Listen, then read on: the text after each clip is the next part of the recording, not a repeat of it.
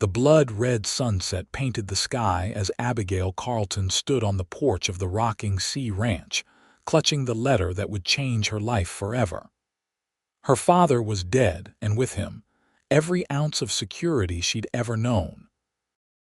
The year was 1885, and at 22, she was now alone in the unforgiving territory of Oklahoma, with nothing but a sprawling cattle ranch and memories to keep her company. Wind whistled through the tall prairie grass surrounding the modest ranch house her father had built with his own hands. 10 years ago, they had arrived in Ardmore, Oklahoma, with dreams as vast as the open plains. Now those dreams lay buried alongside him in the small cemetery on the hill. Abigail brushed away a tear. She couldn't afford the luxury of grief, not when there was work to be done. The ranch hands would be expecting direction, the cattle needed tending, and winter would come soon enough. She squared her shoulders and took a deep breath of the dust-laden air. "Miss Abigail," a weathered voice called from the barn. She turned to see Hank, the ranch foreman, approaching with his hat in his hands. The older man had been with her father since they first staked their claim in this wild territory. "Got the men rounded up like you asked. They're waiting to hear what you plan to do now that your pa's gone." Abigail nodded. "Thank you, Hank. I'll be right there." As she made her way to the barn, Abigail couldn't help but notice how the men averted their eyes, some out of respect for her grief, others because they didn't believe a woman could run a successful ranch.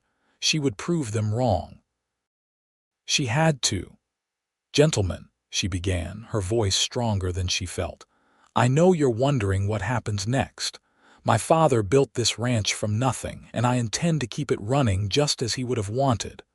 A murmur rippled through the dozen or so cowboys gathered in the barn.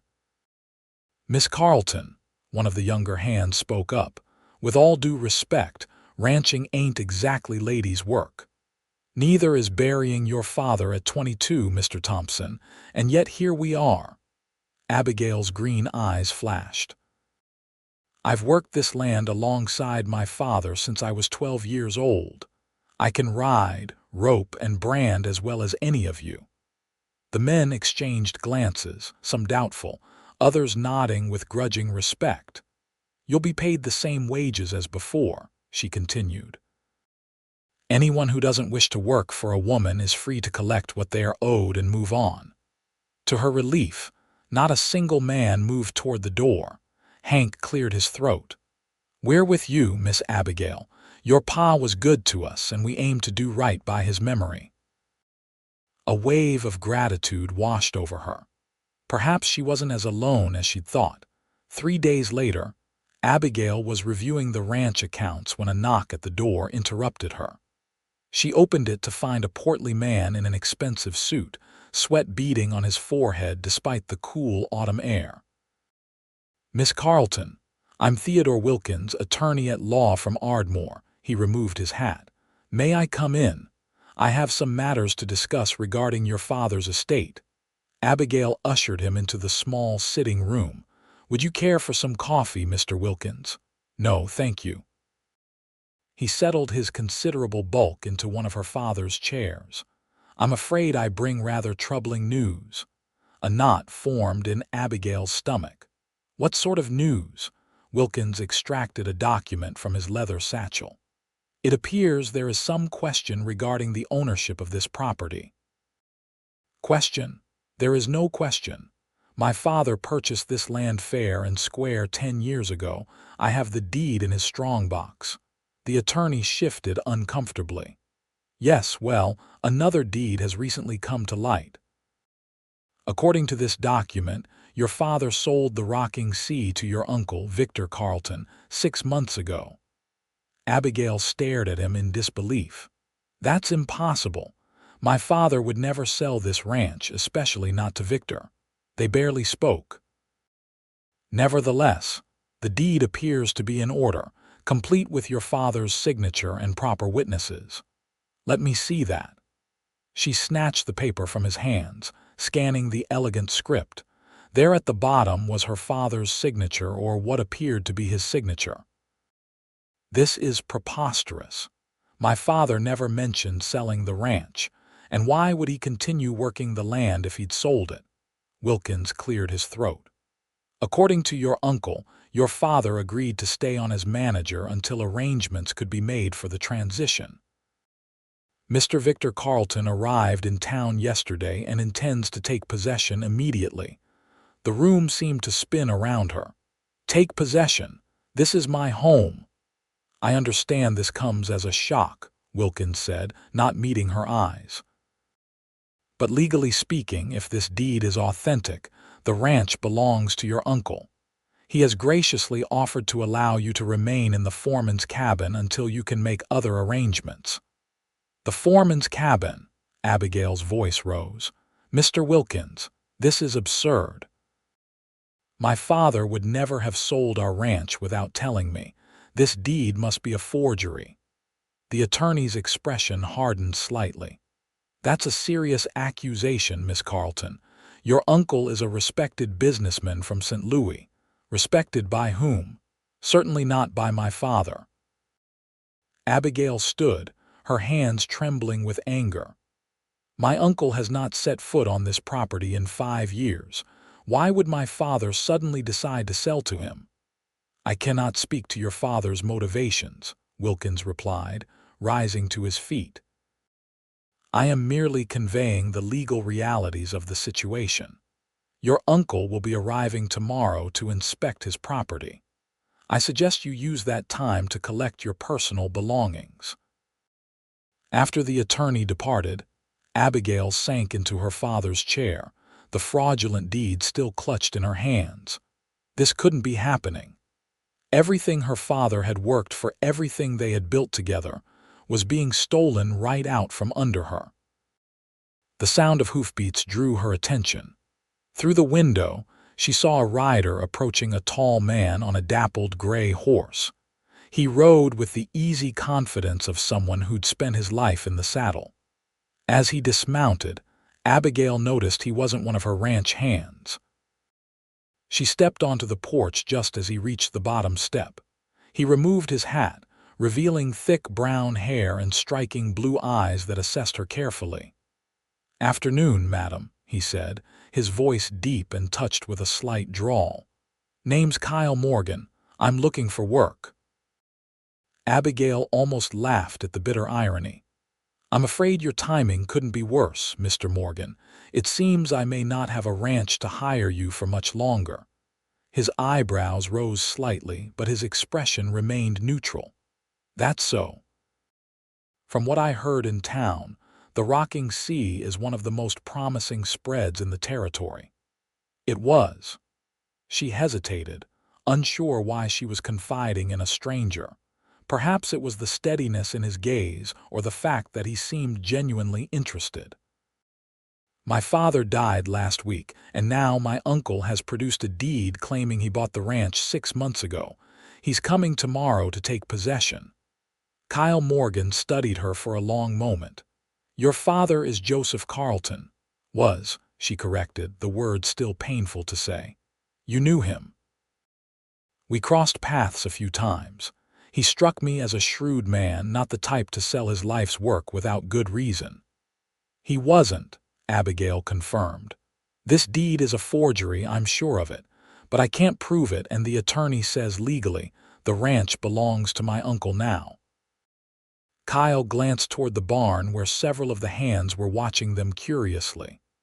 "Sounds to me like you could use an extra pair of hands, at least until this gets sorted out. I told you, Mr. Morgan, I may not have a ranch by tomorrow." "All the more reason to hire me today," he replied with a slight smile. "I'm handy in more ways than just roping cattle." There was something about his confidence that gave her pause. "What are you suggesting?" "I'm suggesting that if your uncle forged that deed, there might be a way to prove it. And I might be able to help."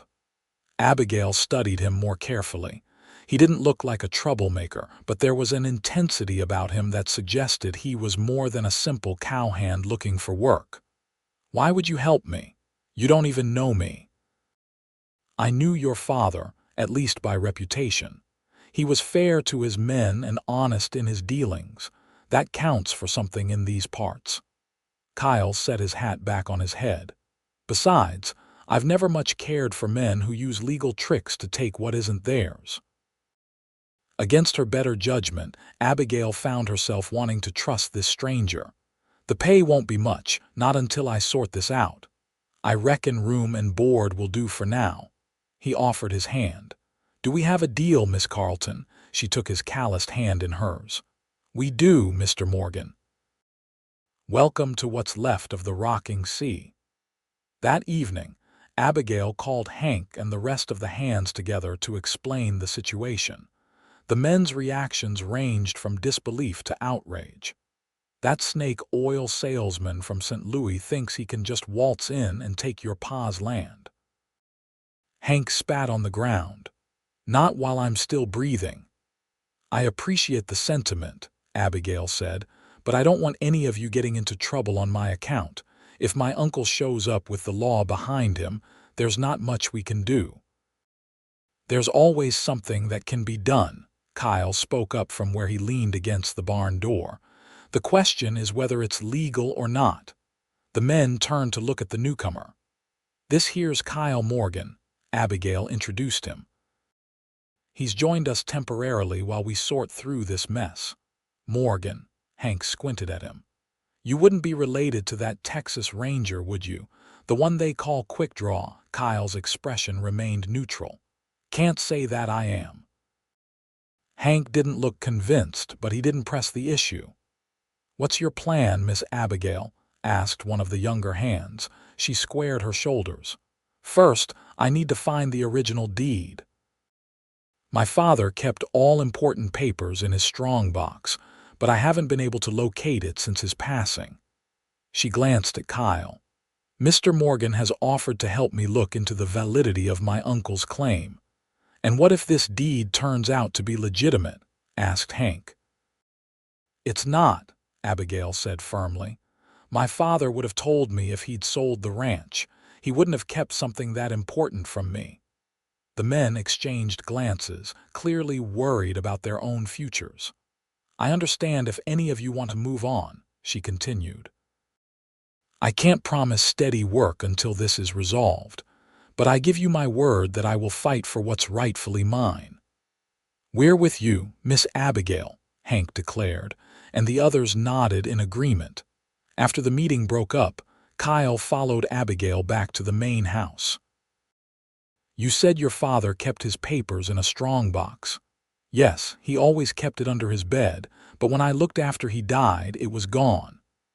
She led him into her father's bedroom, a sparse space with little more than a bed, dresser, and a small writing desk.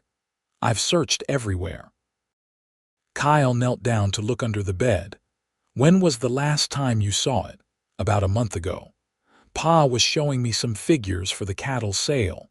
She watched as Kyle methodically examined the floorboards. "What exactly are you looking for?" "People who hide important things often have a secret place," he replied, rapping his knuckles against the wooden floor. "Especially out here where banks aren't always trustworthy." He moved to the dresser, pulling out drawers and checking their undersides before replacing them. Next, he examined the writing desk, running his hands along its edges and underside. "Your father was a cautious man, wasn't he?" Kyle asked as he continued his search. "Very. He always said that in the West a man's word and his gun were the only things he could truly rely on." Abigail's voice caught slightly. "He would never have sold this ranch without discussing it with me first." Kyle nodded, moving to the wall behind the desk. His fingers traced the edges of the wooden paneling. "Did your uncle visit often?" "Hardly ever. He came for my mother's funeral 8 years ago and once about 5 years back when he was passing through on business. He and my father never got along. Uncle Victor always thought Pa was wasting his potential out here in the territories. Yet he suddenly wants to own a ranch in Oklahoma." Kyle's fingers paused on one panel that seemed slightly different from the others. That's interesting. He pressed firmly on the edge of the panel, and to Abigail's surprise, it popped open, revealing a small cavity in the wall. Inside was her father's strongbox. How did you know? She asked in amazement. I didn't, Kyle admitted, pulling out the metal container. But I've found that most men have secrets they'd rather keep hidden. The box was locked, but Abigail quickly retrieved a small key from her own jewelry case. Pa gave me a copy of the key years ago in case anything ever happened to him. With trembling fingers, she unlocked the box. Inside were several documents, including bank records, letters, and at the bottom, a folded piece of parchment that she recognized immediately. The deed, she breathed, carefully unfolding it. The original deed to the rocking sea purchased by Joseph Carlton in 1875. She looked up at Kyle with shining eyes. This proves the land is rightfully mine. It's a start, he agreed, but your uncle's deed is dated more recently. We need to prove his is a forgery. Abigail compared the signature on the original deed with letters her father had written. Look at how he signed his name the way he crossed his T's and looped his J's. The signature on Victor's deed might look similar to someone who didn't know him well, but it's definitely not my father's hand. That's good, Kyle said, but we'll need more than just your word to convince a judge. We need to find out how and when this forgery was created. Abigail's face fell slightly. How do we do that? First, we need to know more about your uncle. When did your father last hear from him? He received a letter about 3 months ago. I remember because Pa seemed upset after reading it. She rifled through the box and found a small stack of correspondence. Here it is. The letter was brief and coldly formal, expressing condolences on Joseph's recent illness and inquiring about the state of his affairs. There was no mention of purchasing the ranch.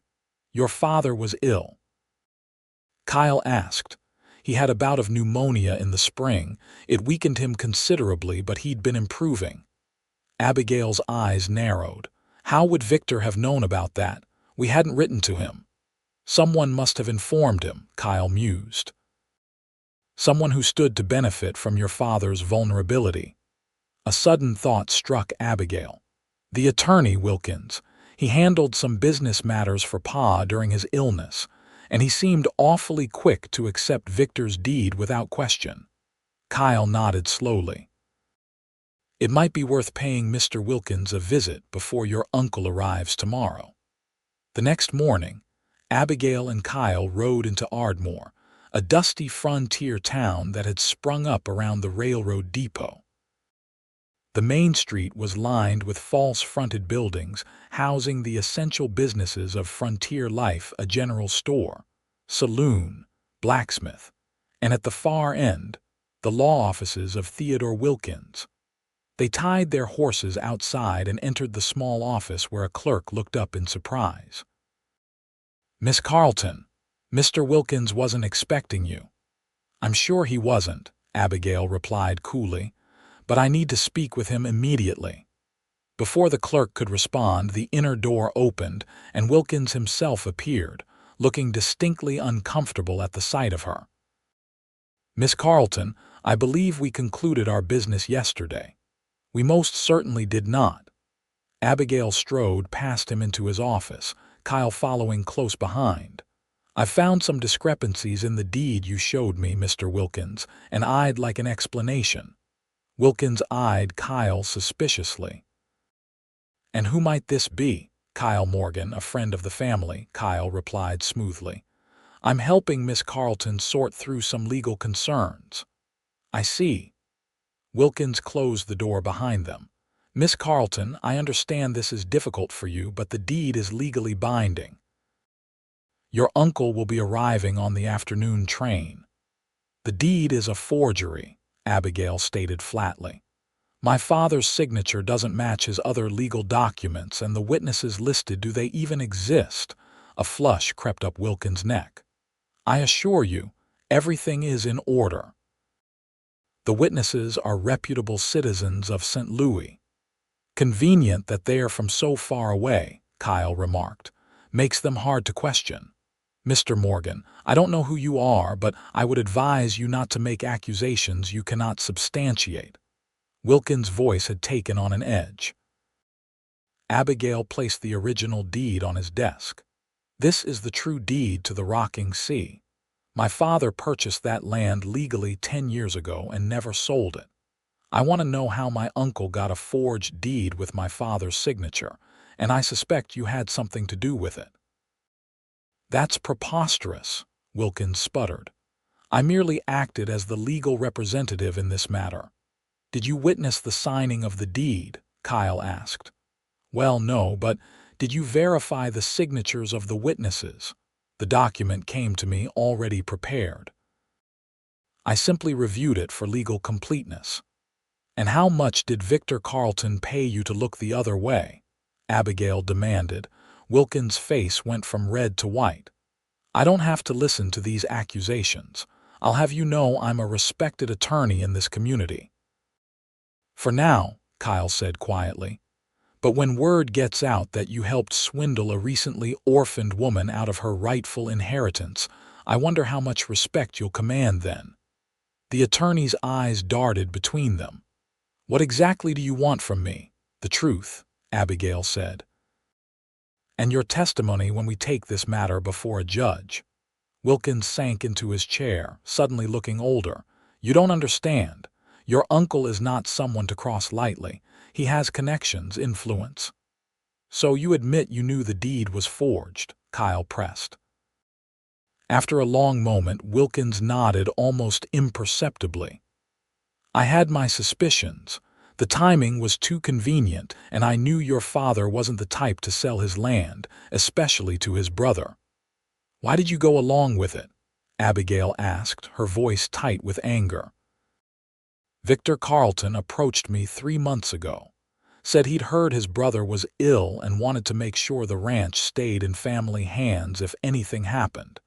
He offered me a substantial fee to handle the transaction discreetly. Wilkins wouldn't meet her eyes. When your father passed so suddenly, Victor produced the deed and instructed me to inform you. And you just went along with it. Abigail's disgust was evident. My father trusted you. I'm not proud of my actions, Wilkins admitted, but your uncle made it clear that refusing wasn't an option. He has friends in high places, Miss Carlton, people who could ruin me with a word. Kyle leaned forward. Well, now you have an opportunity to make things right. We need you to tell the judge exactly what happened. Wilkins shook his head frantically. I can't. Victor would what? A new voice interrupted them. They turned to see a well-dressed man standing in the doorway. Though it had been years since she'd seen him, Abigail recognized her uncle immediately. He had the same strong Carlton jawline as her father, but where Joseph's face had been weathered by sun and hard work, Victor's was smooth and pampered. His expensive suit and gold watch chain spoke of a life of comfort and wealth. Uncle Victor, Abigail said coldly. I thought you weren't arriving until the afternoon train. I decided to come early. It seems that was a wise decision. Victor stepped into the office, his cold gaze sweeping over them before settling on the attorney. Wilkins, I'm disappointed. I thought we had an understanding. The lawyer seemed to shrink in his chair. Mr. Carlton, I was just explaining to your niece the legal complexities of property transfer. Were you? Victor's smile didn't reach his eyes, because it sounded to me like you were about to make some very unfortunate accusations. The only unfortunate thing here is your attempt to steal my ranch, Abigail said, rising to her feet. The deed you presented is a forgery, and Mr. Wilkins knows it. Victor regarded her with cool amusement. My dear niece, grief has clearly affected your judgment. The deed is perfectly legal, signed by your father in the presence of witnesses. Witnesses from St. Louis who conveniently can't be questioned, Kyle pointed out. Victor's gaze shifted to him. And you are Kyle Morgan, he replied simply.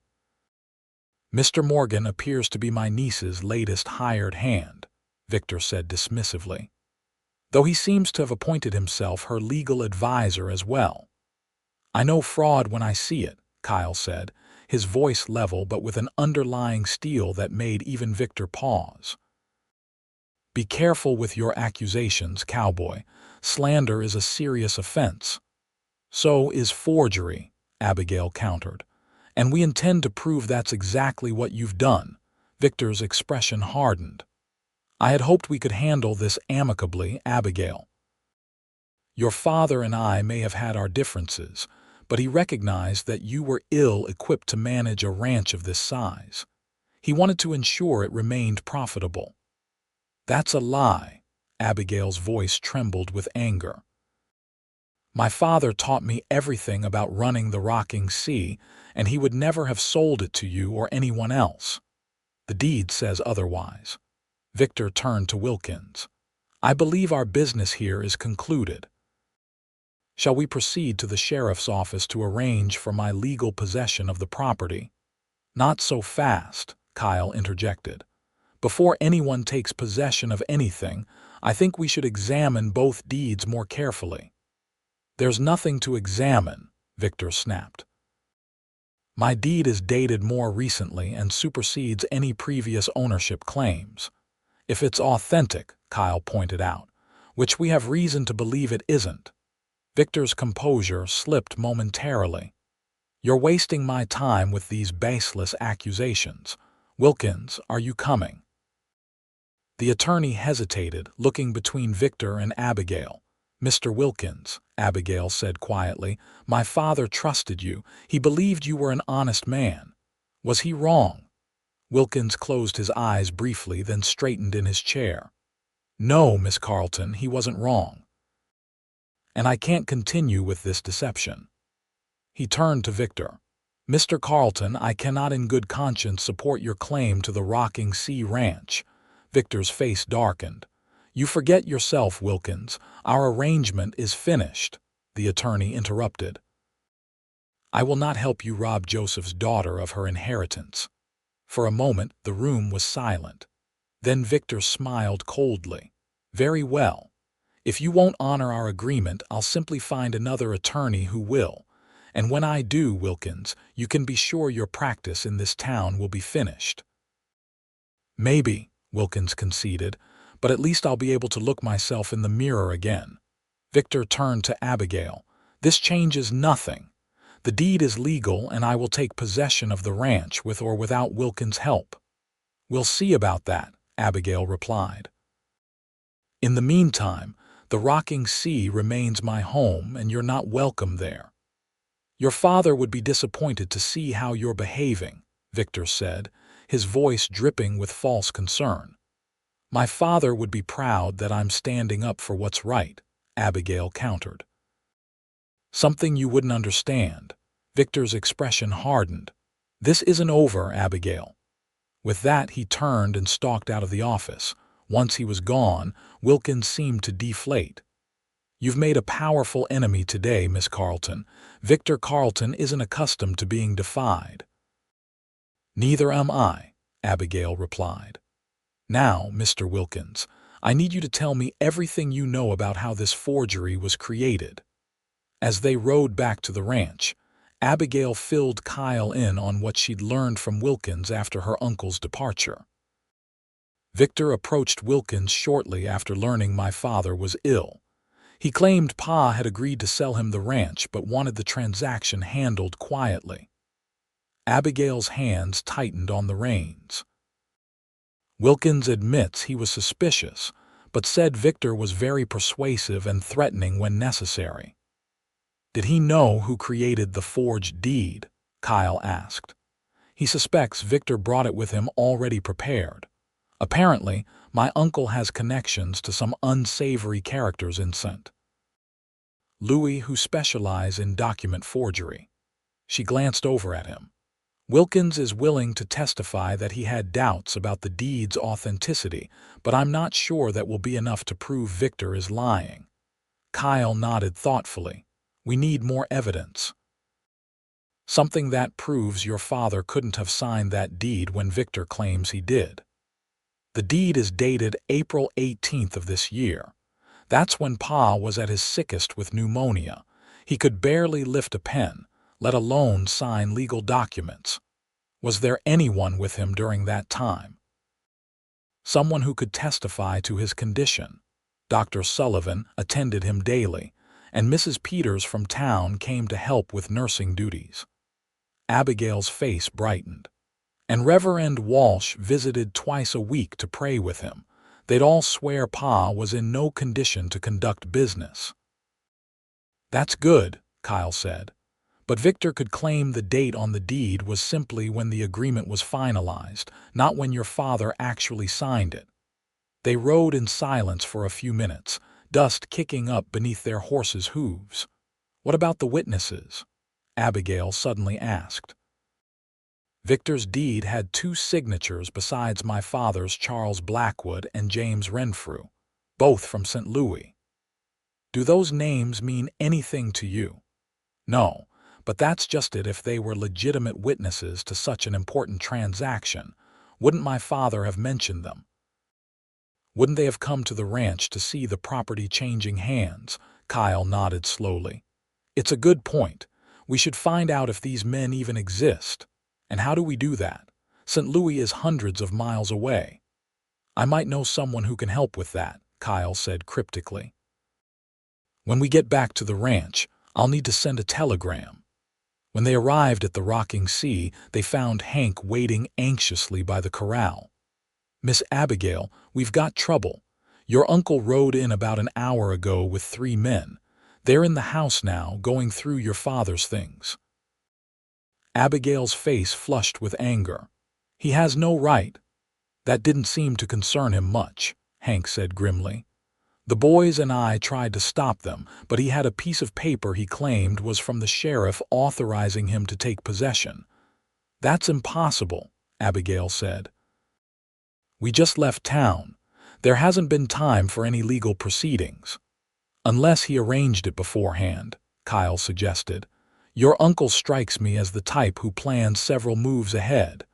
They dismounted quickly and strode toward the house. Through the window, Abigail could see Victor directing his men as they rifled through her father's desk. She burst through the front door. What do you think you're doing? Victor looked up calmly. Ah, Abigail, I'm simply taking inventory of my property. This isn't your property, she spat. And that paper you showed my men is worthless. There hasn't been time for any court to rule on your claim. Oh, this. Victor held up an official-looking document. This isn't a court order. It's simply a statement from the county registrar acknowledging my deed as the most recent record of ownership. As the legal owner, I have every right to inspect my property. Legal owner. Abigail's voice rose. Your deed is a forgery, an accusation you can't prove, Victor replied smoothly. Whereas I have documentation showing I purchased this ranch from my brother 6 months ago. He gestured around the room. I've been quite patient, allowing you to remain here after Joseph's passing, but my patience has limits. One of Victor's men, a burly individual with a pockmarked face, emerged from her father's bedroom carrying the strongbox. Found this hidden in the wall, boss. Locked tight. Excellent. Victor held out his hand. The key, Abigail. That belongs to me, she said through clenched teeth.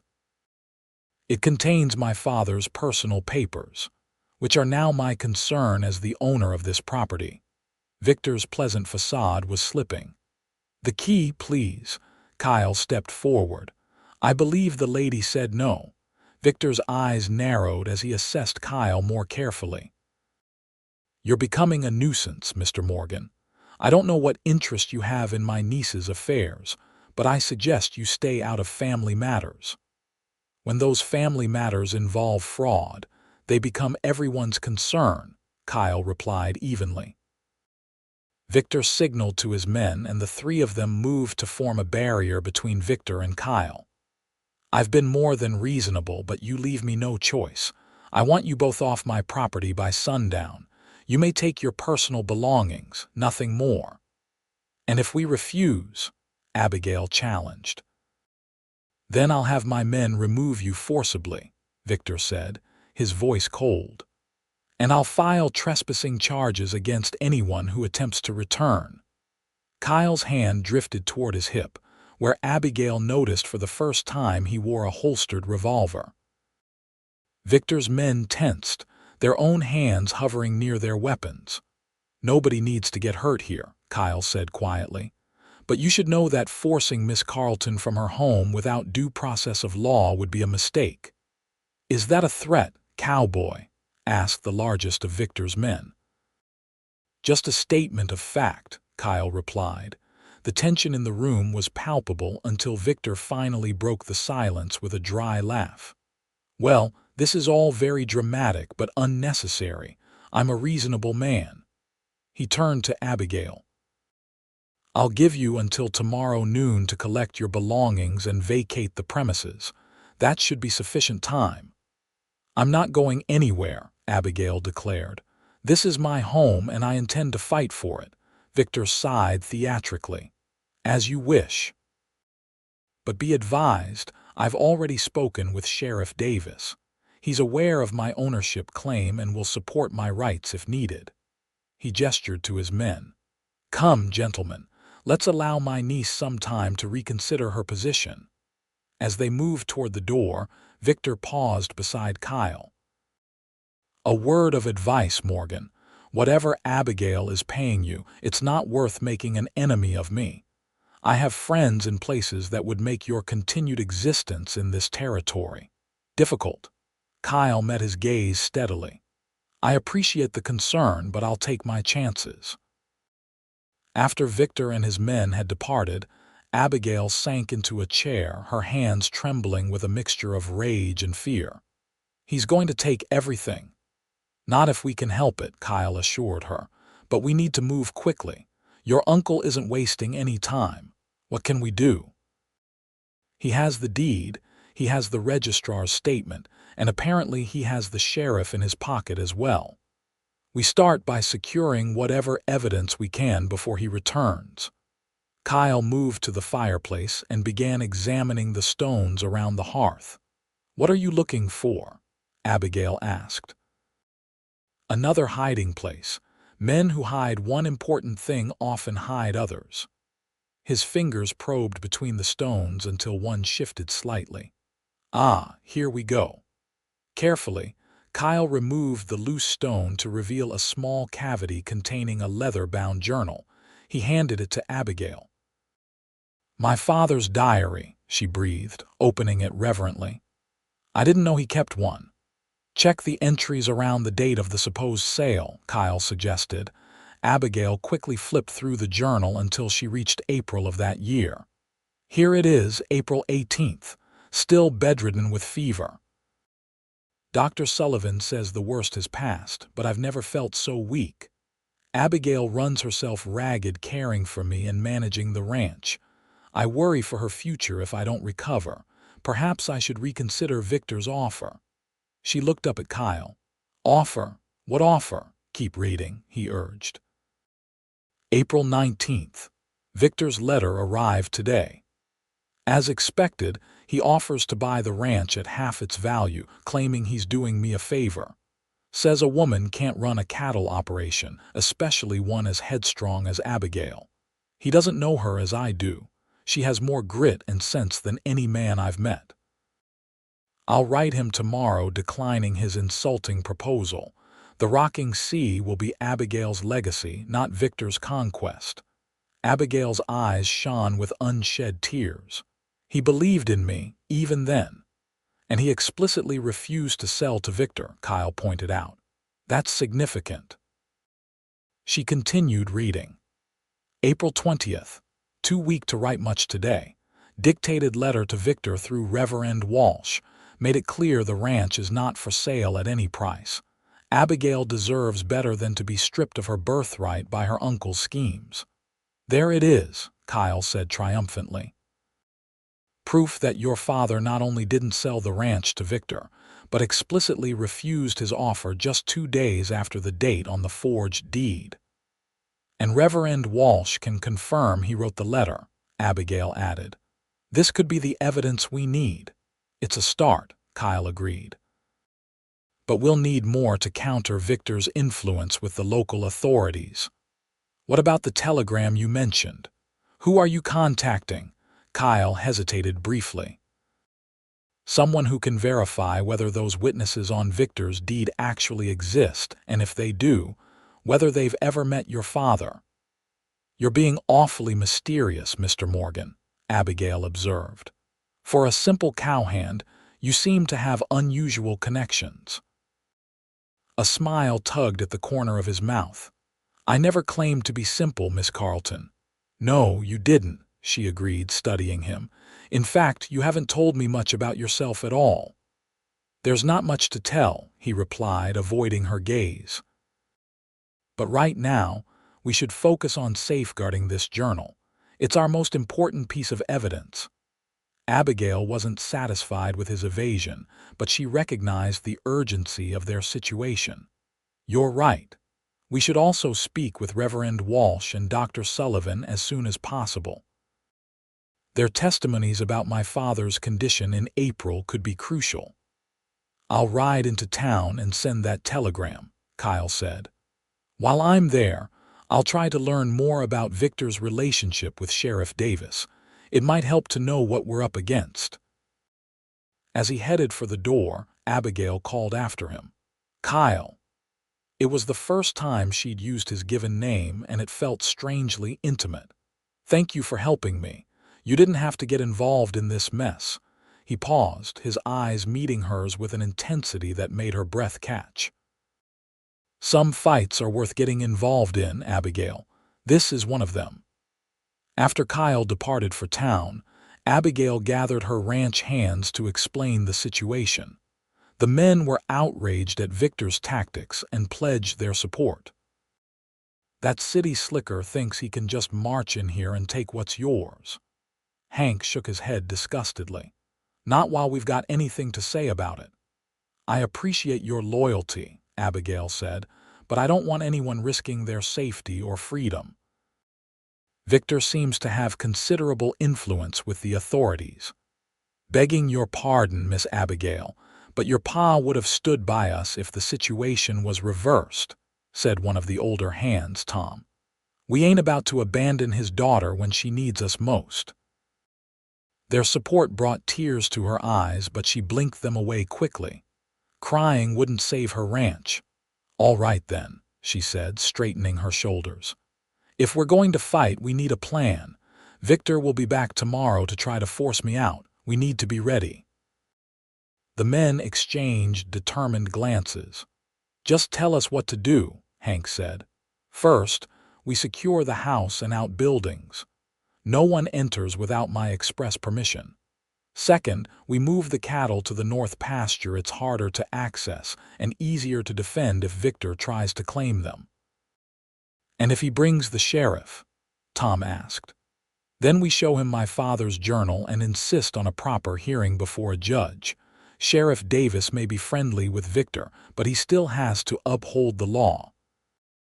As the men dispersed to carry out her instructions, Abigail returned to the house, determined to find any additional evidence that might help her case.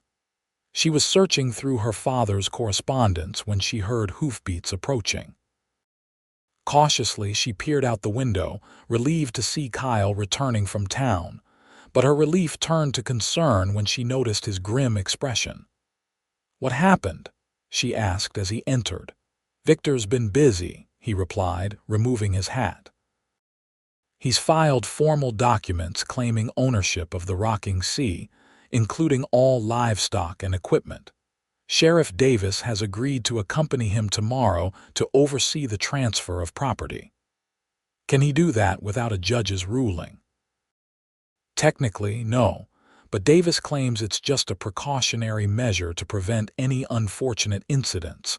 The fact that your uncle has what appears to be a valid deed gives him leverage. Abigail's heart sank.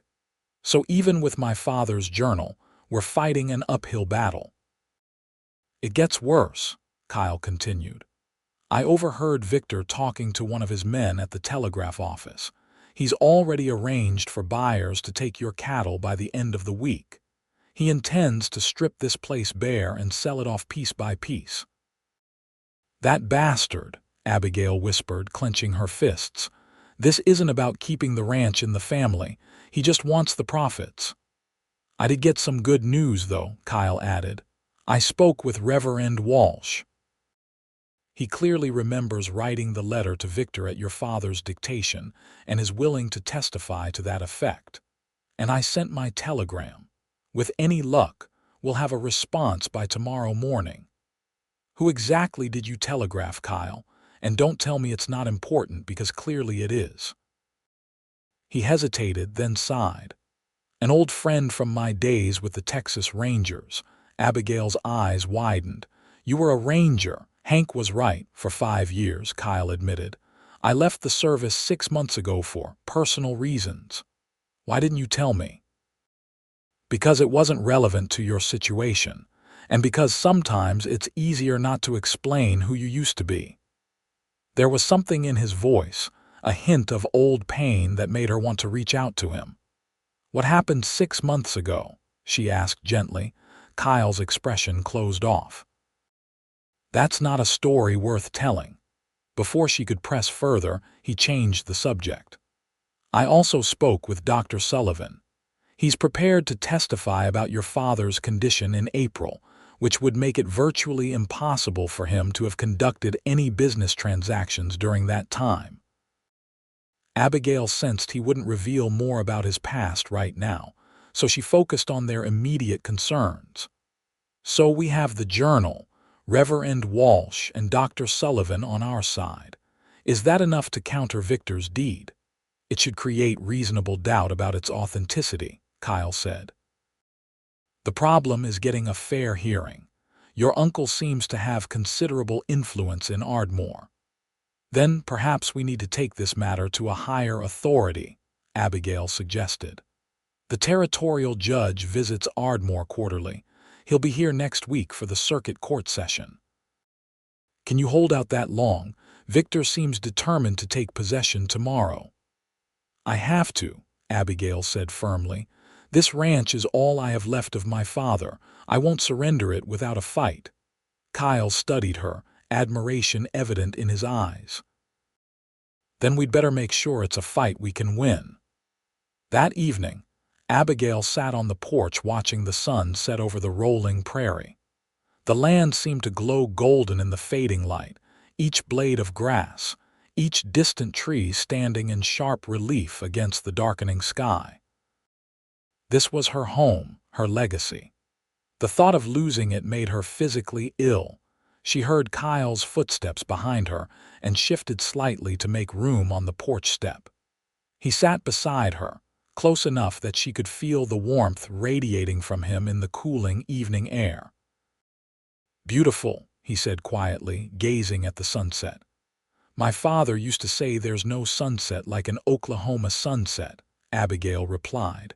He claimed the wide, open sky makes the colors more vibrant. He wasn't wrong. Kyle glanced at her profile. You look like him, you know. Around the eyes especially. Abigail turned to him in surprise. You remember what my father looked like? You said you only crossed paths a few times. Kyle seemed to realize his mistake. I have a good memory for faces, he said, looking away. There's more to your story than you're telling me, isn't there? Abigail pressed gently for a long moment. Kyle was silent, watching the fading colors in the western sky. Finally, he spoke, his voice low. Your father saved my life once. What? How? Abigail shifted to face him fully. It was about 2 years ago. I was tracking a gang of rustlers who'd been terrorizing ranches along the Red River. The trail led me to Oklahoma territory. I was ambushed outside of Ardmore, shot and left for dead. Kyle's hand unconsciously moved to his side where, Abigail realized, a scar likely remained. Your father found me on his way back from a cattle sale. He brought me here to the rocking sea, nursed me back to health over several weeks. I was visiting my aunt in Kansas City that summer, Abigail murmured. That's why I never knew, Kyle nodded. Joseph asked me not to mention it when I returned, said he didn't want you worrying about having dangerous men around the ranch. He was protecting you even then. That sounds like Pa, Abigail said softly, always looking out for me even when I didn't know it. She studied Kyle's face in the fading light. Is that why you came back? Because you owed my father, partly, he admitted. When I heard about his death, I wanted to pay my respects. But when I arrived in town and heard rumors about Victor's claim on the ranch, I knew something wasn't right. Your father had spoken about Victor during my recovery. He never trusted him. Said his brother had always been too hungry for things that belonged to others. So you came here offering to work as a ranch hand, but you were really investigating. I came to help, Kyle corrected. However I could. Abigail was quiet for a moment, absorbing this revelation. You said you left the Rangers 6 months ago. Why? The muscles in Kyle's jaw tightened. I made a mistake, trusted someone I shouldn't have. It cost innocent people their lives. I'm sorry, she said gently, instinctively placing her hand over his. He looked down at their hands, then back to her face. In the deepening twilight, his eyes were shadowed, unreadable. Don't be. I deserved worse than just losing my badge. I doubt that, Abigail said. My father was an excellent judge of character. If he took you in, trusted you, then you must be a good man at heart. Your father saw the best in people, Kyle replied. Sometimes more than was actually there. He saw the truth, Abigail insisted. Just like he would see the truth now that his brother is trying to steal what rightfully belongs to me. Kyle turned his hand beneath hers, their fingers intertwining naturally. We'll stop him, Abigail. I promise you that. The intimacy of the moment hung between them, charged with unspoken feelings. Abigail was acutely aware of his closeness, the strength in his hand as it held hers, the way the fading light caught in his hair. For the first time since her father's death, she felt something other than grief and fear, a flicker of warmth, of possibility. Thank you for telling me the truth, she said softly. About how you knew my father. Not all of it, Kyle admitted, but enough for now. They sat in comfortable silence as darkness fell, the stars emerging one by one in the vast Oklahoma sky. Tomorrow would bring confrontation and uncertainty, but tonight, in this moment, Abigail found an unexpected peace in Kyle's presence. Morning came too quickly. Abigail had barely slept, her mind racing with strategies and contingencies for the coming confrontation. She dressed in her sturdiest riding clothes if she was going to fight for her ranch. She needed to be able to move freely. Kyle was already in the kitchen when she came downstairs, drinking coffee with Hank and discussing their plans for the day. The men are moving the last of the cattle to the north pasture, Hank reported. Tom and Pete are keeping watch on the road from town to give us warning when Victor arrives. Good, Abigail said, pouring herself coffee. Any word from your ranger friend? She asked Kyle. Not yet, but the telegraph office doesn't open until 8. He studied her face. Did you sleep at all? Enough, she lied, not wanting to appear weak. Kyle didn't look convinced but didn't press the issue. I've been thinking about Victor's claim. Even if we can prove his deed is forged, he still has influence with the local authorities. We need to undermine his credibility directly. How do we do that? Abigail asked. By showing this isn't the first time he's tried something like this. Kyle set down his cup. Your father mentioned that Victor had been involved in some questionable business dealings in St. Louis. If we could find proof, a commotion outside interrupted him. They hurried to the porch to see Tom riding hard toward the house, dust billowing behind him. They're coming, he shouted as he reined in his horse. Victor and his men plus Sheriff Davis and 2 deputies, about 15 minutes behind me. Abigail's heart raced, but she kept her voice steady. Hank, gather the men at the house. Nobody draws a weapon unless absolutely necessary. I won't have bloodshed on my land. Yes, madam, Hank replied, hurrying toward the bunkhouse. Kyle, ride to town and check for that telegram, Abigail instructed. If it's arrived, it could be the evidence we need. I'm not leaving you to face Victor alone, he protested. I won't be alone, she assured him, gesturing to her loyal hands who were already assembling. And we need that information. Please, Kyle. After a moment's hesitation, he nodded reluctantly.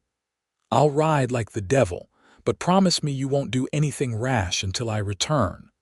I promise to be as reasonable as the situation allows, she replied with a grim smile. Kyle mounted his horse, hesitating a final moment. Abigail. I know, she said. Hurry back. As Kyle galloped toward town, Abigail marshaled her forces. By the time Victor's party appeared on the horizon, she stood on the porch with 10 loyal ranch hands arranged in a protective semicircle before her. Victor rode at the head of the group, flanked by Sheriff Davis and followed by his 3 hired men and 2 deputies. They halted a respectful distance from the house. Good morning, Abigail, Victor called, his voice carrying easily across the yard. I see you've prepared a welcome committee. This is still my property, Uncle Victor, she replied coolly. These men work for me, and they're here to protect their jobs and their home. Sheriff Davis, a portly man with a gray mustache, urged his horse forward. Miss Carlton, I understand your feelings, but I must insist you comply with the law. Mr. Carlton has presented legal documentation of his ownership of this ranch. I'm here to ensure a peaceful transfer of property. With all due respect, Sheriff, my uncle's claim is fraudulent, Abigail declared. I have evidence that my father never sold this ranch to him or anyone else. That's a matter for the courts to decide, the sheriff replied uncomfortably. Until then, the most recent deed on file was forged, Abigail interrupted. And I can prove it. Victor's face darkened. This is absurd. I've been more than patient, Abigail, but my generosity has limits. Sheriff, please do your duty. Davis cleared his throat. Miss Carlton, I'm authorized to remove you from the premises if necessary.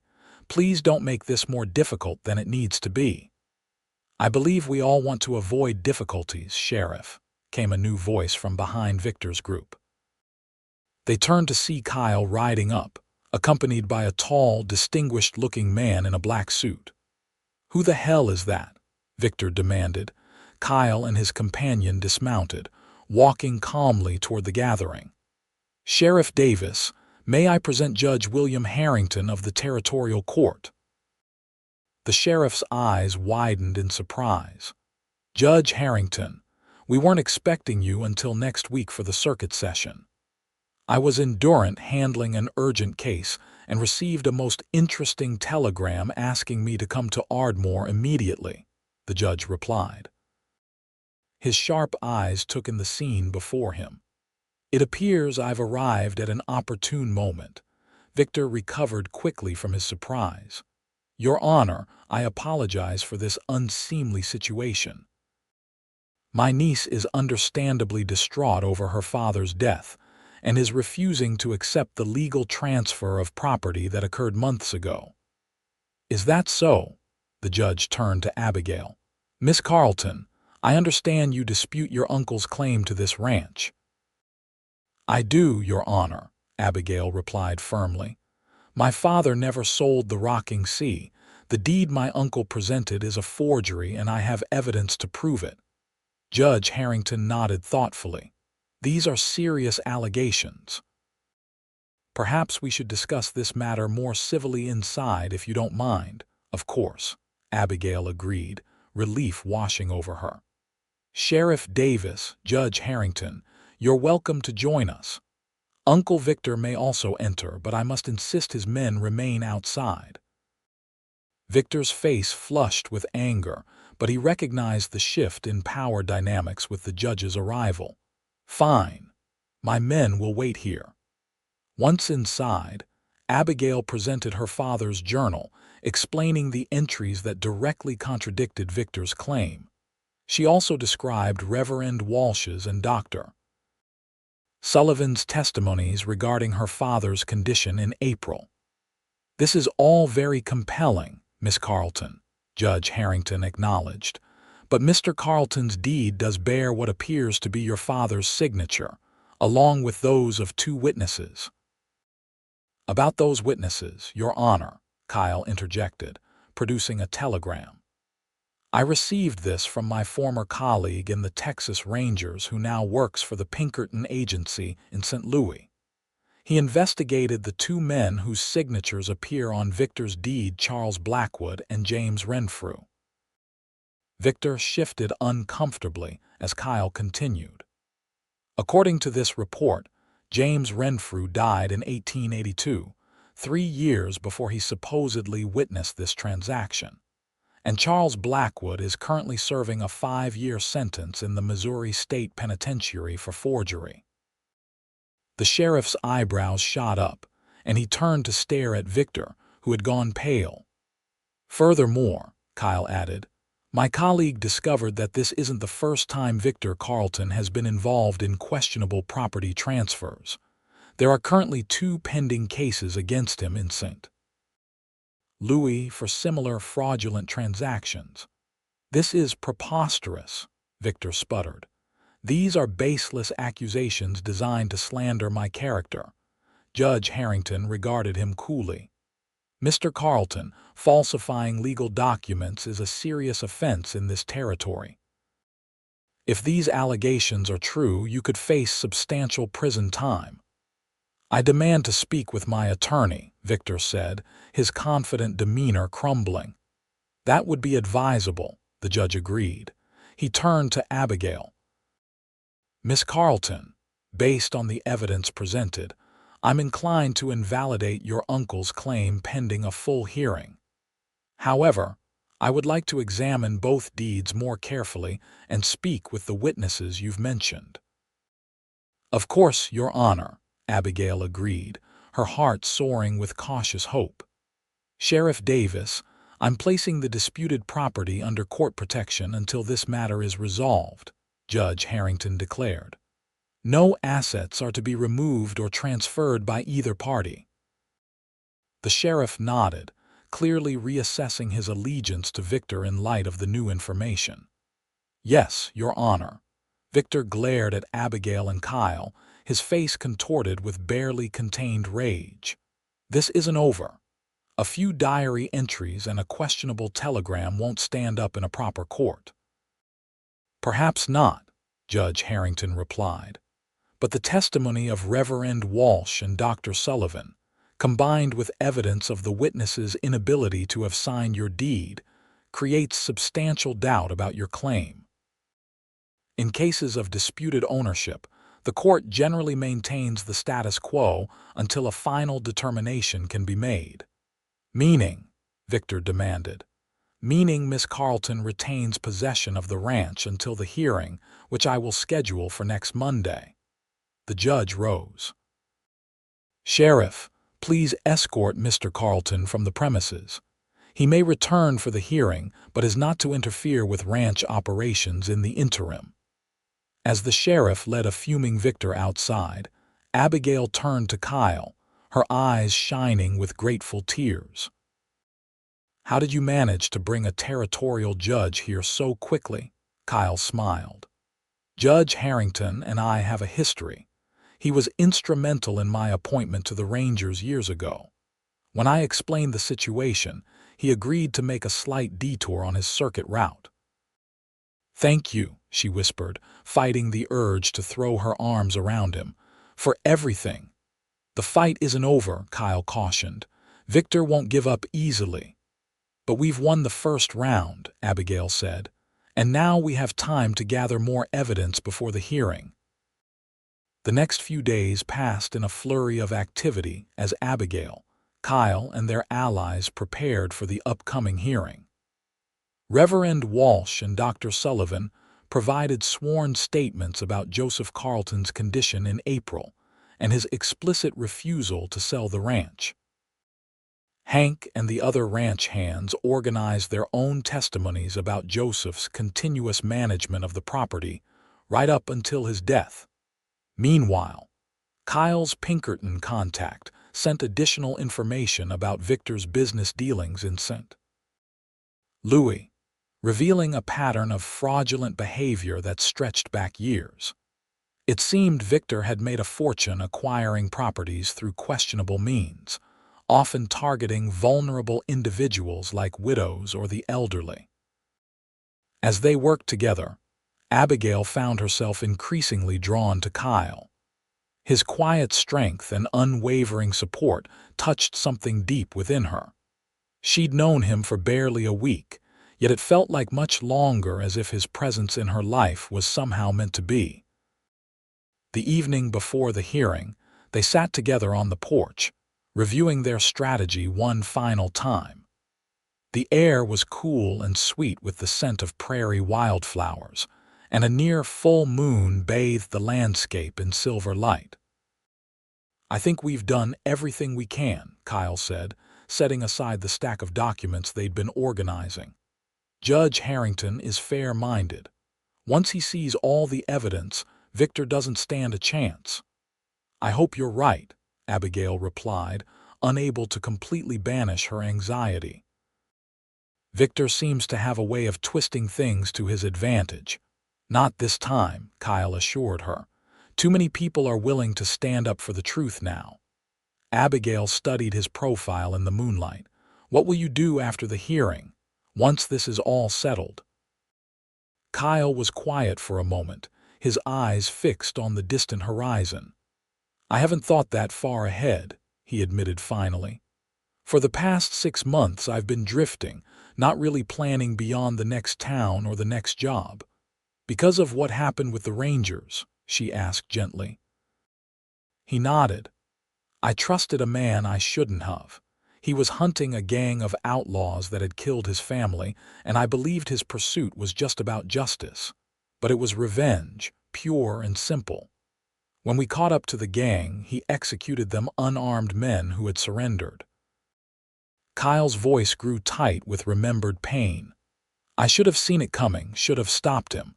3 men died because I was blind to what was happening right in front of me." Abigail reached for his hand, holding it between both of hers. "You can't hold yourself responsible for another man's actions. A ranger is supposed to uphold the law, not stand by while it's perverted," Kyle said bitterly. "I resigned before they could dismiss me. Been wandering ever since, trying to figure out what's next." "Maybe what's next has found you," Abigail suggested softly. "Here." Kyle turned to her, surprise and something warmer in his eyes. "Abigail, I know it's sudden," she rushed on, suddenly nervous. "We've only known each other a short time.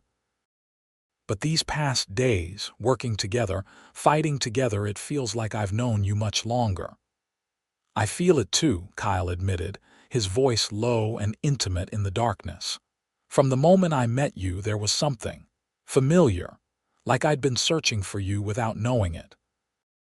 Abigail's heart pounded as he reached up to gently touch her cheek. "The rocking sea needs a good foreman," she whispered. "Someone who knows the land, who understands what it means to protect what matters." "Is that all you're offering?" Kyle asked, his eyes never leaving hers. "A job?" "No," she admitted, gathering her courage. "Not just a job." Kyle leaned forward slowly, giving her time to pull away if she wished. But Abigail moved toward him, and their lips met in a kiss that was gentle yet filled with promise. His hand cradled her face as though she were something infinitely precious, and Abigail felt a sense of rightness, of coming home. When they finally drew apart, Kyle rested his forehead against hers. "I should probably tell you," he said, a smile in his voice. "I'm not actually a very good cowhand. I never did learn to rope properly." Abigail laughed softly. I suspected as much when you tried to help with the branding last week. That obvious, huh? Completely, she confirmed, unable to stop smiling. But you have other qualities that make up for it.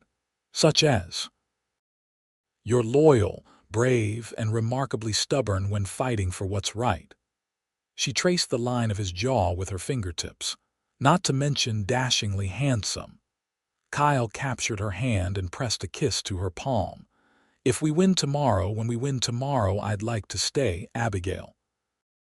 Help you build something here. Something that would make your father proud. I'd like that very much, she whispered, her heart full to bursting. They sat together in the moonlight, talking softly about possibilities and dreams, the impending hearing temporarily forgotten in the joy of newfound love. The courthouse in Ardmore was packed the following morning. Word of the dispute between Victor Carlton and his niece had spread throughout the county, drawing curious onlookers eager to witness the drama. Judge Harrington called the proceedings to order precisely at 10 o'clock, his stern gaze sweeping over the assembled crowd. This court will now hear evidence regarding the contested ownership of the property known as the Rocking Sea Ranch, he announced. Mr. Victor Carlton claims ownership based on a deed dated April 18th of this year, while Miss Abigail Carlton contests the validity of said deed and asserts her inheritance rights as Joseph Carlton's sole heir. Victor sat at one table with a slick-looking attorney he'd brought from Oklahoma City. Abigail sat at the other with Kyle beside her, drawing strength from his presence. The proceedings began with Victor's attorney presenting the deed and arguing for its validity. Despite the questions regarding the witnesses, he maintained that the document had been properly executed and filed, making Victor the legal owner regardless of any family misunderstandings. When it was Abigail's turn, she presented her father's journal, the testimonies of Reverend Walsh and Dr.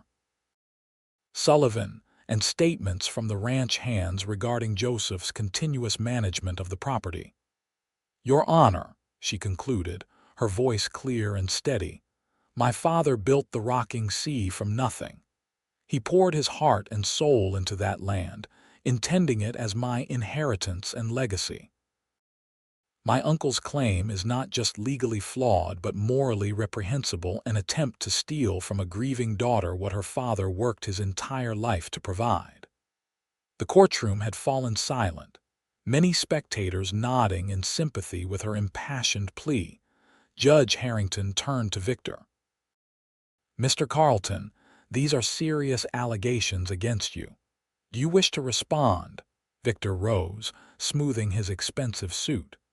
Your Honor, my niece's emotional appeal is understandable but irrelevant to the legal facts. My brother and I had a private agreement regarding the ranch, which he may have chosen not to share with his daughter. The deed bears his signature, and while there may be some irregularities with the witnesses, the intent is clear. Joseph wanted the ranch to remain in capable hands, male hands, after his passing. Murmurs of disapproval rippled through the courtroom at Victor's blatantly sexist remark. If I may, Your Honor, Kyle interjected, rising to his feet. We've received additional information regarding Mr. Carlton's business practices in St. Louis. Victor's attorney jumped up. Objection. Mr. Morgan is not an attorney and has no standing in these proceedings. Mr. Morgan is Miss Carlton's authorized representative, Judge Harrington replied. And in territorial court, I have discretion to hear relevant testimony regardless of its source. Proceed, Mr. Morgan. Kyle produced several documents which he submitted to the court. These are sworn affidavits from 3 individuals in St. Louis who claim Victor Carlton defrauded them of their properties through forged documents using the same methodology he attempted here. In each case, he presented deeds bearing signatures that the supposed signatories deny ever making. The judge examined the documents carefully while Victor squirmed in his seat, His face flushed. Furthermore, Kyle continued, the Pinkerton agency has confirmed that the supposed witness Charles Blackwood has been incarcerated for forgery since January of this year, making it impossible for him to have witnessed any transaction in April. Your Honor, this is outrageous. Victor's attorney protested. These unsubstantiated claims from another jurisdiction have no bearing on the contrary, Judge Harrington interrupted. Evidence of similar fraudulent activities is highly relevant in a case concerning alleged document forgery. He turned to Victor. Mr. Carlton, do you deny these allegations from St. Louis? Victor's confidence was visibly crumbling. Those cases are still pending, Your Honor. No findings of fraud have been officially determined. I see. The judge steepled his fingers. And how do you explain Mr. Blackwood's signature on your deed when he was demonstrably in prison at the time it was supposedly signed? I wasn't personally present when the witnesses signed, Victor stammered. My attorney handled those details. Your attorney in St. Louis. The judge pressed. The same one currently under investigation by the Missouri Bar Association for ethical violations. Victor's face went pale. How did you? The court has its resources, Mr. Carlton. Judge Harrington's expression was severe. It appears this case involves more than a simple family dispute over inheritance. After a brief recess to review all the evidence, Judge Harrington returned to deliver his ruling. The courtroom fell silent as he took his seat. Having examined the documents and testimony presented by both parties, I find Mr. Victor Carlton's claim to ownership of the Rocking Sea Ranch to be invalid on multiple grounds. The deed presented bears signatures of witnesses who could not possibly have been present, strongly suggesting forgery. Furthermore, Joseph Carlton's own written record directly contradicts the assertion that he agreed to sell his property. Abigail squeezed Kyle's hand under the table, hardly daring to breathe. Therefore, the judge continued, I rule that the Rocking Sea Ranch rightfully belongs to Miss Abigail Carlton as her father's sole heir. Mr. Victor Carlton's deed is hereby declared null and void, and all rights and interests in said property are confirmed to Miss Carlton. A cheer erupted from the ranch hands and townspeople who had come to support Abigail. She sat stunned, tears of relief and joy streaming down her face. Judge Harrington banged his gavel for order. Additionally, I am referring this matter to the federal authorities for investigation of potential mail fraud and document forgery across state lines. Mr. Carlton, you would be well advised to remain available for further questioning. Victor glared at Abigail and Kyle with undisguised hatred. This isn't the end, he hissed as he passed their table. You'll regret crossing me. Kyle rose to his full height, meeting Victor's gaze steadily. Threaten her again, and you'll have more immediate regrets than a lost property claim, he said quietly, his voice carrying just far enough for Victor to hear. Something in Kyle's expression must have conveyed his seriousness, because Victor faltered, then hurriedly pushed his way out of the courtroom. Outside, Abigail was surrounded by well-wishers offering congratulations. Hank and the other hands whooped and hollered, their joy for her evident. Dr. Sullivan and Reverend Walsh each embraced her warmly, expressing their satisfaction that justice had prevailed. Through it all, Kyle remained at her side, his quiet presence a steady anchor in the whirlwind of celebration. When they finally had a moment alone as they prepared to ride back to the ranch, Abigail turned to him, her eyes shining. We did it, she breathed. I can hardly believe it's over. Believe it, Kyle said, smiling down at her. The Rocking Sea is yours officially and legally. Just as your father wanted. And you? Abigail asked, suddenly shy despite everything they'd shared. Was your offer to stay still valid? Kyle took her hands in his. More than valid. If you'll have me, I'd like to build a future here with you. There's nothing I want more, Abigail admitted. When I thought I might lose the ranch, it wasn't just the land I feared losing, it was my father's memory, his legacy. But now I see that legacy isn't just in the land or the cattle. It's in the love he taught me to give, the strength he showed me to find within myself. Joseph would be proud of you, Kyle said softly. You fought for what was yours with grace and determination. We fought, Abigail corrected him. I couldn't have done it without you. You're stronger than you know, Abigail Carlton, he replied. But I'm honored to have played a part in restoring your name and your birthright. He leaned down and kissed her, not caring who might see. Abigail responded with all the love and gratitude in her heart, knowing that while one chapter of her life had closed with her father's death, another, perhaps even more beautiful, was just beginning. 6 months later, the rocking sea was thriving under Abigail's management, with Kyle as her foreman and partner in every sense of the word. The spring cattle drive had been their most successful yet, and improvements to the ranch house were nearly complete. Victor had fled to Mexico to escape federal prosecution for his fraudulent activities, his reputation in ruins.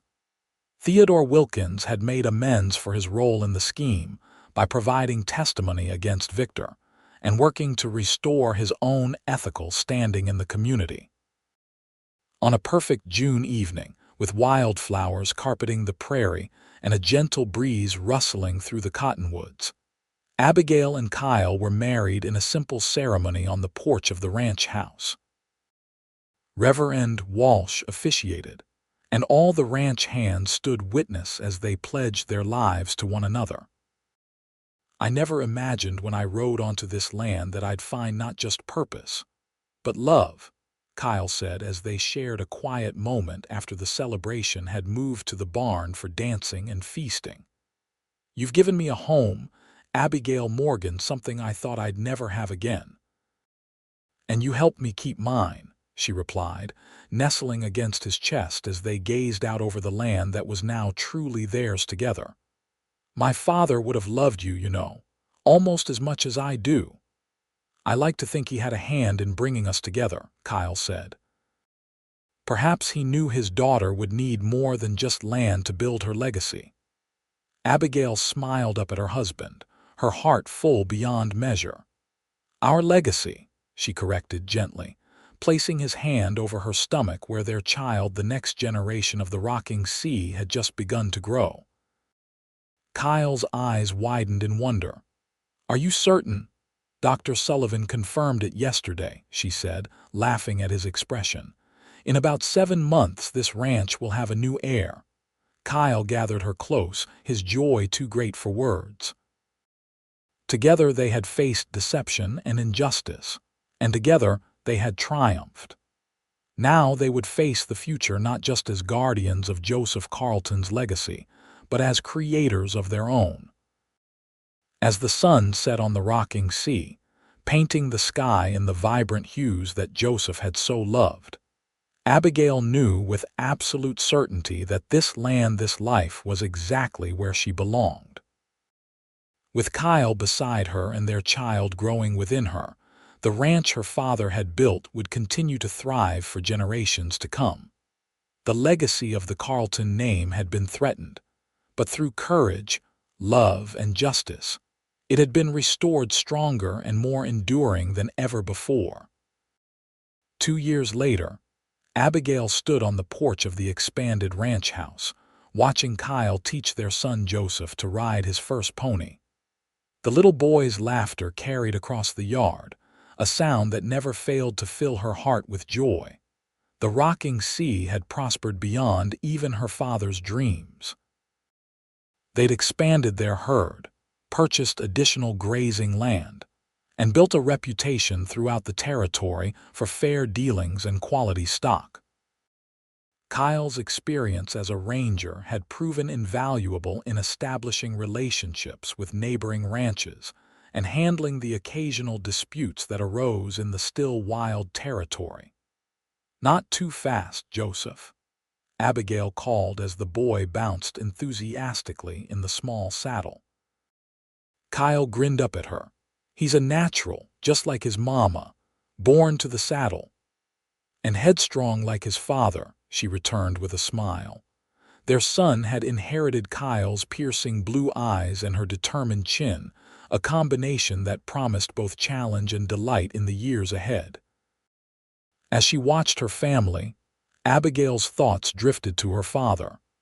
How he would have loved to see his grandson carrying his name, his ranch thriving, his daughter happy.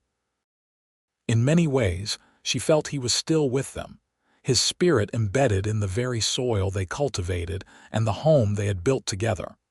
The sound of approaching hoofbeats drew her attention.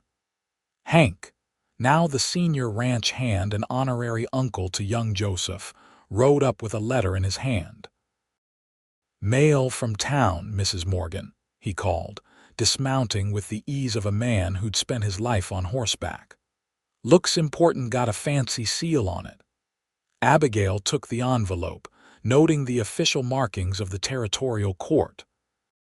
Inside was a brief message from Judge Harrington, informing them that Victor Carlton had finally been apprehended in Mexico City and extradited to face charges in the United States. His trial was scheduled for the following month in Oklahoma City, and both Abigail and Kyle would be called to testify. "Victor?" Kyle asked, reading her expression as he joined her on the porch, little Joseph now safely in Hank's capable hands. "They've caught him," Abigail confirmed, handing him the letter. "After all this time." Kyle read it quickly, then looked at her. "How do you feel about seeing him again?" "Honestly, I've barely thought about him these past 2 years," Abigail admitted. "He has no power over us anymore." Kyle nodded, putting an arm around her shoulders. "He never did, not really. You were always stronger than his schemes." "We were stronger," she corrected, leaning into his embrace. As the sun began its descent toward the western horizon, painting the sky in brilliant oranges and golds, Abigail surveyed the land that had been fought for and won through courage and truth. The rocking sea was more than just a cattle ranch now. It was the foundation of a legacy that would endure for generations. Joseph's laughter rang out again as Hank led him and his pony in a small circle, the little boy's face alight with the same love for the land that had driven his grandfather to build something from nothing in this wild territory. "I was thinking," Kyle said, his voice thoughtful as he watched their son, "maybe it's time we started building that second wing on the house, especially if our family continues to grow." Abigail turned to him with a smile that held a secret. "What an interesting suggestion, Mr. Morgan."